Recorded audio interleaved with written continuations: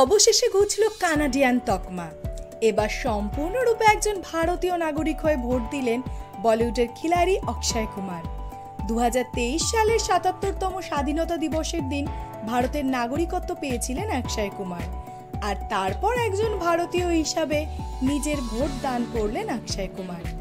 20 মে পঞ্চম দফার নির্বাচনে মুম্বাইয়ে ছিল লোকসভা নির্বাচন। আর এদিন সকাল সকাল ঘুম থেকে উঠে 6:30 নাগাদ একেবারে খাকি পোশাকেই পৌঁছে গিয়েছিলেন নিজের বুথ কেন্দ্রে। সেখানে গিয়ে ভোট দিয়ে খিলাড়ি কুমার বলেন, এটা একটা দারুণ অভিজ্ঞতা হলো। আমি চাইবো দেশ আরো উন্নতি করুক এবং আরো শক্তিশালী হয়ে উঠুক। আর জনগণ যাকে সঠিক মনে করবেন তারা যেন তাকেই ভোট দেন। এবার মনে হচ্ছে অনেক ভোটার ভোট দিতে এসেছেন। আমি সকাল 6:30 নাগাদ আসি, তখন সবে পোলিং বুথ খুলেছে। আর তখনই দেখি প্রায় 500 থেকে 600 মানুষ এখানে ভোট দিতে এসেছেন। 90-এর দশকে সিনেমা ফ্লপ হওয়ায় বন্ধুর কথা মতো কানাডার নাগরিকত্ব নিয়েছিলেন অক্ষয় কুমার। আর তারপর নানা রকম ঝড়ঝাপটাও পেরোতে হয় তাকে।